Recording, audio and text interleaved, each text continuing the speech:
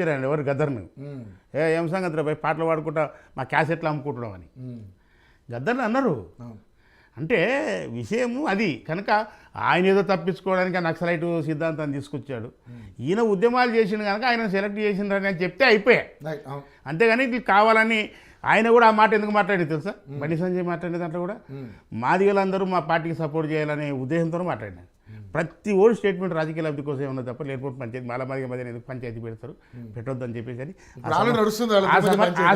ఆ సమస్యను పరిష్కారం చేయడానికనే మా ప్రభుత్వం కమిషన్ వేసింది, అది కంప్లీట్ చేస్తుంది, అది చేస్తుందని చెప్పి విజ్ఞప్తి చేస్తున్నాం. మొత్తానికి రేషన్ కార్డులు అన్ని కూడా అందరికీ వస్తాయి, డౌట్ పడవలసిన పని లేదు. రైట్ ఫైనల్గా మీరు చెప్పండి ఇప్పుడు ఆ 2 క్వశ్చన్స్కి ఏది ఇప్పుడు ఏదైతే ఇందిరమ్మ విషయంలో సెంట్రల్ గవర్నమెంట్ ఇందిరమ్మ పేర్లు తీసేయాలని చెప్పేసి మాట్లాడడం అనేది ఒకటి, ఈ గద్దర్ విషయంలో ఏం చెప్పాలనుకుంటా బీఆర్ఎస్ దాని స్టాండ్ ఏంటి? రవి గారు సార్ ఈ అంటే సెంట్రల్ గవర్నమెంట్ లేదా బండి సంజయ్ మాట్లాడిన మాటలు ఏవైతే ఉన్నాయో అవి ఫెడరల్ వ్యవస్థకి చులకన చేసే విధంగా ఉన్నాయి. ఫెడరల్ వ్యవస్థకి మనది ఫెడరల్ వ్యవస్థ. దేశంలో అమలయ్యే ఏ పథకాలైనా డైరెక్ట్గా కేంద్ర ప్రభుత్వం అమలు చేయదు, చేయడానికి వీలు లేదు. రాష్ట్రాలు ఉన్నాయి, రాష్ట్ర ప్రభుత్వాలు ఉన్నాయి, వాటికి అధికారాలు ఉన్నాయి, ఇవి గణనీయంగా ఉన్నాయి.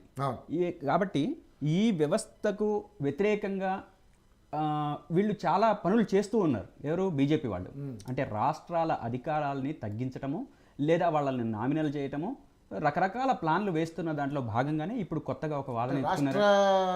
ప్రభుత్వాలను తొక్కే కార్యక్రమం ఖచ్చితంగా వాళ్ళ ప్లానే అది కదా, వాళ్ళ ప్లానే అది.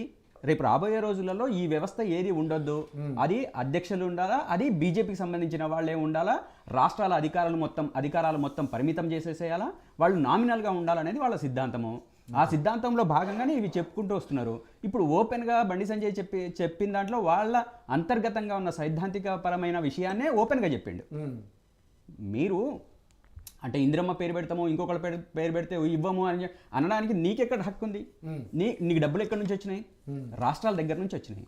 రాష్ట్రాల దగ్గర నుంచి వస్తేనే నీ దగ్గర డబ్బు ఉంది, లేదా టోల్ గేట్ల దగ్గర నుంచి వస్తేనే డబ్బులు ఉన్నాయి, లేకపోతే జీఎస్టీ నుంచి వస్తేనే నీ దగ్గర డబ్బులు ఉన్నాయి. నువ్వేదో ఇంట్లో నుంచి ఇచ్చినట్టు కాదు కదా.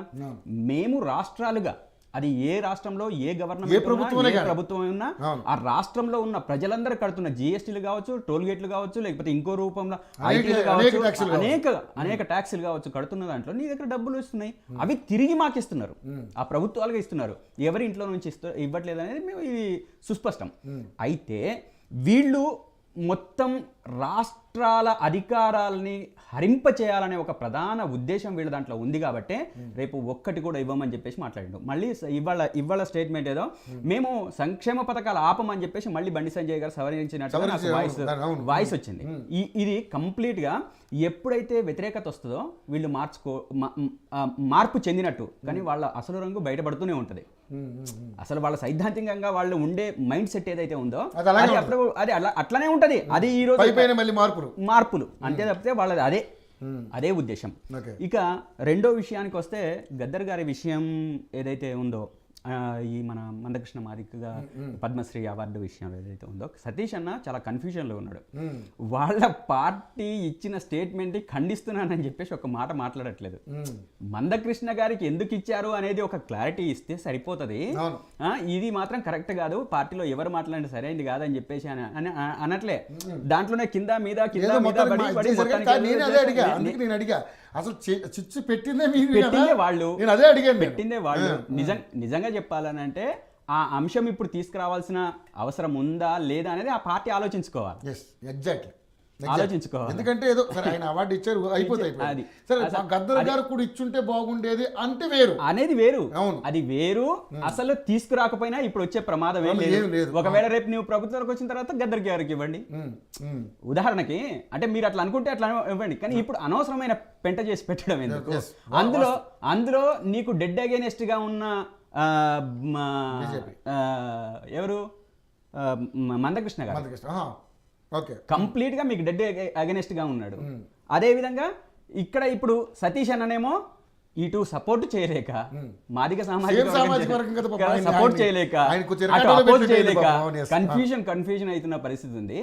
అది కాంగ్రెస్ పార్టీ ఇప్పుడు దాన్ని అంత పెద్దగా తీసుకొచ్చి దాన్ని వివాదాస్పదం చేయాల్సిన అవసరం లేదు. లేదు. Yes. నిజంగా బండి వాళ్ళు సంజయ్ గారు వాళ్ళు చాలా ఇప్పుడు బండి comment సంజయ్ గారు hard గా చేశారు కాబట్టి అడగాల్సి లేదు లేదు బండి సంజయ్ గారు కూడా ప్రజా అవసరాల రీత్యా ప్రజా కార్యక్రమాల రీత్యా ఆయనకి ఇచ్చినమో అనేది అంటే అయిపోతుంది, కానీ ఇంకో కొత్త వివాదాస్పదమైన వ్యాఖ్యలు చేయాల్సిన అవసరం లేదు. ఆయన ఏ భావాజాలం నుంచి వచ్చాడు, ఏ భావజాలం నుంచి వచ్చాడు ఇలాంటివన్నీ మాట్లాడడం ఈ రోజు ఇప్పుడు మరి ఈటెల మా కార్యకర్తలు చాలా మంది కాదు, చంపాడు. ఈరోజు అధ్యక్ష పదవికి పోటీ పడుతున్న రాష్ట్ర బీజేపీ అధ్యక్ష పదవికి పోటీ పడుతున్న ఈటెల రాజేంద్ర అన్న ఎక్కడి నుంచి వచ్చిండు? సేమ్ లెఫ్ట్ నుంచి వచ్చిండు కదా, లెఫ్ట్ నుంచి వచ్చిండు కదా, జబ్బక్ తుపాకీ వేసుకున్నోళ్ళే కదా వీళ్ళంతా, లెఫ్ట్ నుంచి వచ్చిన వాళ్ళంతా అంతా కదా. మరి అదే కృష్ణన్న కూడా అక్కడి నుంచే వచ్చిండు. అట్లా అనేక మంది ఉన్నారు. కాబట్టి అట్లాంటి వివాదాస్పదం చేయకుండా ఏదైతే మీరు ఏ ప్రియారిటీ తీసుకున్నారో ఆ ప్రియారిటీ చెప్తే సరిపోతుంది. ఈ కారణం చేత తీసుకున్నామని చెప్పేసి అని ఇంకొకళ్ళ మీద నింద వేయాల్సిన అవసరం లేదనేది నా అభిప్రాయం. దాన్ని పెంట చేయాల్సిన అవసరం అసలే లేదు.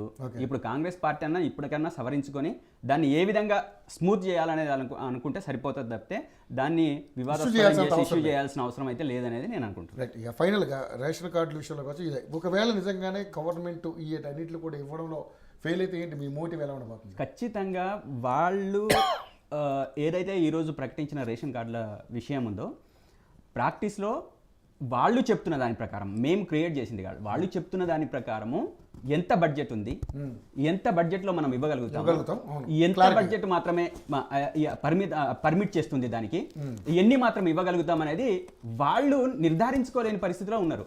ఈరోజు ప్రజలకు ఏదో అంటే చెప్పేసి మేము వెళ్తున్నాం చేస్తున్నాం అని చెప్పేసి అనడం కోసం తప్పితే అది ప్రాక్టీస్లో అమలు కావడం అంటే చాలా చాలా కష్టసాధ్యమైంది. ఇందాక సాదిక్ సార్ చెప్తూ ఒక మాట అన్నారు, ఏది ఇళ్లకు సంబంధించింది, ఇందిరమ్మ ఇళ్లకు సంబంధించింది. ఊర్లో ఇల్లు ఉన్న వాళ్ళకే వస్తాయి, ఇల్లు లేని వాళ్ళకంటే ఉన్నోళ్ళకే వస్తాయి, మూడు ఉంటాయి, ఇంకొకళ్ళకి వాళ్ళకే అదైతే ఏదైతే ఉందో అది 100% ప్రాక్టీస్లో మనకు కనపడుతుంది. సాదిక్ సార్ కరెక్ట్ చెప్పారు, వాస్తవాన్ని చెప్పారు. దాంట్లో అవాస్తవాలు తను క్రియేట్ చేసి చెప్పలేదు. ప్రాక్టీస్ లో లేదు, గతంలో కాదు, నేను స్వయాన నాకు అనుభవం ఉంది. నేను ఒక సందర్భం వస్తే చెప్తాను ఏమేం జరిగింది, ఎట్టెట్లా జరిగింది, దాని అంటే లోకల్ బాడీలలో వాళ్ళు ఎంపిక చేసిన విధానం ఎట్లా ఉంది. ఇవి ఇప్పటితోనే కాదు, ముందుంది ముసళ్ళ పండుగ. ఈ ఎంపికలు నిన్న జరిగిన రసాభాస అంతా కూడా అది తీవ్ర స్థాయికి పోతుంది. తీవ్ర స్థాయి వేరే రకంగా ఉంటాయి చూడండి. ఎస్, కాబట్టి ఒకవేళ నిజంగా ఎటువంటి వివాదం లేకుండా ప్రతి ఒక్కళ్ళకి మీరు రేషన్ కార్డు ఇస్తాము అంటే మీ ఆర్థికపరమైన సపోర్ట్ లేదు. ఇందాక మన నాయుడు గారు అన్నట్టుగా రేషన్ కార్డులతో ఏముంది, ఇచ్చేసి పెద్ద ఖర్చు ఏమి లేదా? రేషన్ కార్డులతో క్రోడీకరించి కొన్ని ఇష్యూస్ ఉన్నాయి కదా, అవి తీర్చడంలో చాలా కష్టాలు ఉంటాయి. ఇప్పుడు వీళ్ళ దాని ప్రకారము ఎన్ని లక్షల మందికి ఇస్తే అన్ని లక్షల మందికి అటు ఆరోగ్యశ్రీ వర్తింపజేయాలి, లేకపోతే ఇంకోటి అమలు చేయాలి, 10 లక్షలు అమలు చేయాలి. అంటే ఎన్ని ఉంటాయి, అంటే ఎంత బడ్జెట్ కావాలి దీనికి? ఆషామాషి కాదు, అంటే మనం చేతిలో ఉన్నది కదా చేసేసుకుంటాం కాదు. దీనికి లింక్డ్ ప్రోగ్రామ్ చాలా ఉంది. వీళ్ళు అనుకున్నంత తేలిక కాదు.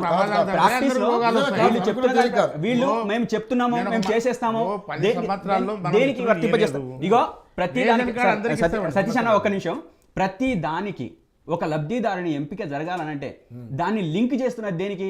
రేషన్ కార్డుకి. రేషన్ కార్డు ఉంటే ఆరోగ్యశ్రీ ఇవ్వాలి, రేషన్ కార్డు ఉంటే ఇంకో పథకం ఇవ్వాలి, రేషన్ కార్డు ఉంటే ఇంకో పథకం. అంటే దీనికి ఎంత బడ్జెట్ కావాలి? నీ సంవత్సర బడ్జెట్ ఎంత? కరెంట్ ఇవ్వాలి, గ్యాస్ సబ్సిడీ ఇవ్వాలి. అంటే ఎన్ని ఉన్నాయి, ఇవన్నీ ఎన్ని ఉన్నాయి? అంటే ఈ దానికి నీ పర్మిట్ చేస్తుందా నీ ఆదాయం?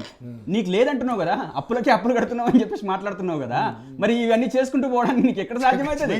అంటే ఇవన్నీ తలకు మించిన భారం కాదు, ఇవన్నీ కూడా ప్రజల్ని భ్రమింపజేయడానికి, నేను ఇందాక చెప్పాను కదా, చీట్ చేయడానికి, మోసం చేయడానికి చేసే ప్రయత్నాలు తప్పితే వేరేది కాదు. Right sir, right. నాయుడు గారు, ఫైనల్గా మరి మీరు చెప్పండి, ఎందుకంటే మరి ఈయన బండి సంజయ్ గారు చేసినటువంటి కామెంట్స్ ఈరోజు చాలా వైరల్ అవుతూ ఉన్నాయి. మళ్ళీ ఆయన ఏదో దానికి వివరణ ఇవ్వడం జరిగింది. సో మరి ఏంటంటే ఇప్పుడు రాష్ట్ర ప్రభుత్వాన్ని అణిచివేసే కార్యక్రమం కేంద్ర ప్రభుత్వం చేస్తూ ఉంది. సో వీళ్ళ పథకాలన్నింటినీ కూడా వాళ్ళ పేర్లు పెట్టుకోమని ఎంతవరకు కరెక్ట్ అనేది మీరు మీ బీజేపీ నాయకుడికి మీరు ఏం సమాధానం చెప్తారు? ఇప్పుడు మనం ఏంటంటే కొన్ని విషయాలు మర్చిపోతూ ఉంటాం. ఇప్పుడు గతంలో కేంద్ర ప్రభుత్వం ఇచ్చినటువంటి పథకాలు ఏదైతే ఉన్నాయో, బాంబే హౌసెస్ అని ఉండేవి. Bombay houses, okay. నేను చాలా చోట్ల హైదరాబాద్ అవి బాంబే హౌసెస్. ఇప్పుడు ప్రధానమంత్రి ఆవాస్ యోజన అనేది అన్ని రాష్ట్రాలలో అమలవుతున్నది. కొన్ని రాష్ట్రాలు ఇప్పుడు ఆంధ్రప్రదేశ్ లాంటి రాష్ట్రం అయితే 20 లక్షల ఇండ్లు తెచ్చుకున్నారు. వాళ్ళు ఇట్లా మార్చలే, ఎన్టీఆర్ ఇండ్లని లేకుంటే చంద్రబాబు ఇండ్లని పెట్టలేదు నాకు తెలిసినంత వరకు, సబ్జెక్ట్ కరెక్షన్. అట్లా చాలా రాష్ట్రాలలో ఏదో టిడ్కో ఇల్లేదు అన్నారు కదా, టిడ్కో ఇల్లేదు అన్నట్టు ఏంటంటే వీళ్ళు ఏంటంటే ప్రతిదీ కావాలని వీళ్ళ రంగు కాంగ్రెస్ పార్టీ జెండా రంగులు వేసి దాన్ని వాళ్ళు తెచ్చుకోవాలనేది వాళ్ళ ఆలోచన. డెఫినెట్ గా దాని మీద చర్చ కూడా జరగాలి. ఇంకా జాతీయ జెండా బండి సంజయ్ గారు చెప్పారు పార్టీ జెండా కూడా కాదు, జాతీయ జెండా అది. అంటే మీరు జాతీయ జెండా అంటున్నారు దాన్ని, అదే పార్టీ జెండా కూడా అదే కదా. అది సమస్య అవుతుంది, మళ్ళీ అది కూడా సమస్య అవుతుంది. జాతీయ జెండాని ఇళ్ల మీద అట్లా పెట్టడానికి వీల్లేదు. కేంద్ర ప్రభుత్వం జాతీయ ఇప్పుడు 3 రంగులపై ఇది రాజ్యాంగ ఉల్లంఘన అవుతుంది, మళ్ళీ అదొక పెద్ద సమస్య అవుతుంది. వెళ్ళే టాపిక్ మాట్లాడియండి. కాంగ్రెస్ పార్టీ ఏంటంటే అదే ఇప్పుడు ఏ పార్టీగా పార్టీ రంగు ఉండాలి కానీ జాతీయ జెండానే వాళ్ళ జెండాగా పెట్టుకొని చాలా తెలివిగా మధ్యలో ఏది ఆ ధర్మచక్రము దాన్ని తీసేసి వాడుకుంటున్నారు. అదే తప్పు. అసలు జాతీయ అనేది రైట్ ఉంటాడు, అది కరెక్ట్ కాదు. మళ్ళీ భావజాలంలో ఉంటాడు, లేకపోతే ఇస్లామిక్ భావజాలాలు, రకరకాల భావజాలాలు ఉన్నాయి దేశంలో. ఏదేమైనా అది కూడా కరెక్ట్ కాదు కదా సార్. జాతీయ జెండా దండం పెట్టాలి. ఇండియా అంటే ఇందిరా అంటే ఇండియా అన్నట్టు చేసినట్టుగా అప్పటి నుంచి దీన్ని మిస్యూజ్ చేయడం అనేది అది జరుగుతుంది. నేను ఏమంటున్నా అంటే మీరు ఏదైతే కేంద్ర ప్రధానమంత్రి గ్రామీణ సడక్ యోజన ఉంది అంటే ఏ ఊరికి ఆ ఊర్లో పోయే రేపు రేవంత్ రెడ్డి పేరు పెడతారా లేకుంటే పెట్టున్నారా చెప్పండి, నాకు చెప్పండి. ఒక ఇండ్ల విషయంలో ఎందుకు మీరు దాన్ని వివాదం చేయాలనుకుంటున్నారు? ఇప్పుడు కేంద్రము మీకు 5 లక్షలు మీరు ఇస్తే 2 లక్షలు కేంద్రం ఇస్తాడు దాపాల్లో. కాదు సార్, ఇన్నాళ్ళు